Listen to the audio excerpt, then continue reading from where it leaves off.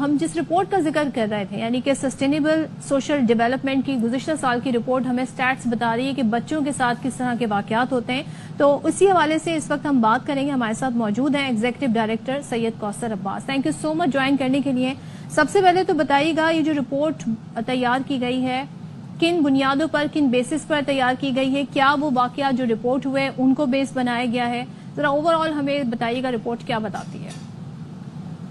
جی بہت شکریہ جی. بیسیکلی یہ جو رپورٹ ہے یہ رپورٹ بیس کرتی ہے وہ ڈیٹا جو پولیس کے پاس رپورٹڈ کیسز ہیں ان کے اوپر، اور یہ ہم کلیکٹ کرتے ہیں پورے پاکستان سے، اور ہر 6 مہینے کے بعد یہ رپورٹ ہم پبلش کرتے ہیں. اور اس میں بیسیکلی اس کا پروسیس یہ ہوتا ہے کہ جو رائٹ ٹو انفارمیشن کے لاز ہیں، ایکسیس ٹو انفارمیشن کے لاز، ان لاز کو ہم اپلائی کرتے ہوئے سارے صوبوں کے آئی جیز کو ریکویسٹ لکھتے ہیں کہ ہمیں یہ ڈیٹا جو ہے بحیثیت ایک سٹیزن آف پاکستان ہمارا یہ رائٹ ہے، آپ ہمیں پرووائڈ کریں. اس کے بعد جو ہے وہ جب ڈیٹا ہمیں ملتا ہے تو پھر اس کے اوپر ہم ایک انالیسس بلڈ کرتے ہوتے ہیں اور یہ دیکھتے ہیں کہ کتنے کیسز ایسے ہیں کہ جو رپورٹ ہو رہے ہیں. ابھی یہ جو آپ کے پاس فگر ہے 7608 کا، یہ وہ کیسز ہیں کہ جو رپورٹڈ کیسز ہیں پولیس کے پاس. لیکن ابھی یہ بھی یہاں پہ مینشن کرنا ضروری ہے کہ بہت سارے کیسز ایسے ہیں جو رپورٹ نہیں ہو رہے، شاید اس سے کئی گنا زیادہ کیسز ایسے ہیں جو رپورٹ نہیں ہو رہے. اگر اس رپورٹ کو آپ دیکھیں تو اس میں 4 صوبوں کا انالیسز ہے. اس میں پنجاب، سندھ، کے پی، بلوچستان، سارے صوبوں کا اس میں انالیسز ہے، اور سب سے زیادہ کیسز آپ کو جو رپورٹ ہوتے نظر آ رہے ہیں وہ آپ کو پنجاب میں آ رہے ہیں. اچھا، اس میں یہ کلیئر کرنا ضروری ہے کہ لوگ یہ سمجھتے ہیں کہ پنجاب کی پرفارمنس ٹھیک نہیں ہے تو شاید اس وجہ سے یہاں پہ کیسز زیادہ آ رہے ہیں، جبکہ اگر اس رپورٹ کا انالیسز دیکھیں تو ہم یہ سمجھتے ہیں کہ Punjab is doing a better job than the other provinces, اور وہاں پہ رپورٹنگ میکنزم بہتر ہے. یعنی کہ پنجاب گورنمنٹ یا پنجاب پولیس کی اگر ہم بات کریں تو وہاں پہ رپورٹنگ میکنزم بہتر ہے as compare to other provinces.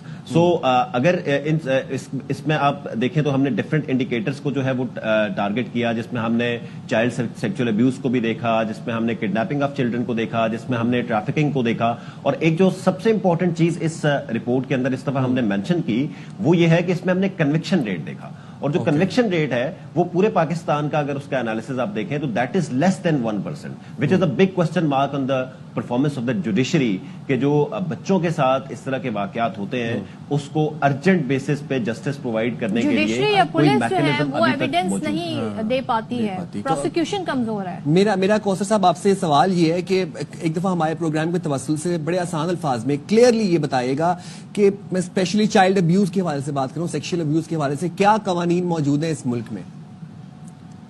دیکھیں، چائلڈ سیکچوئل ابیوز کے حوالے سے، یہ چائلڈ ٹریفکنگ کے حوالے سے بڑے اچھے لاز آلریڈی جو ہے وہ موجود ہیں. اور اگر ہم بات کریں اسپیشلی صوبوں کی تو صوبوں کے اندر 1121 کے نمبر کے حساب سے ایک جو ہے نا ہیلپ لائن بھی بنی ہوئی ہے، اور اس ہیلپ لائن پہ اگر کوئی بھی رپورٹ کرتا ہے تو فوری طور پہ ان کیسز کو جو ہے وہ ایڈریس کیا جاتا ہے. تو سب سے پہلے تو لوگوں کو یہ ایجوکیٹ کرنے کی ضرورت ہے کہ جس طرح پنجاب کی اگر آپ بات کریں تو child protection bureau Punjab they are doing a wonderful work, اور 1121 کے اوپر اگر کوئی بھی کال آتی ہے تو فوری طور پہ وہ اس کیس کو جو ہے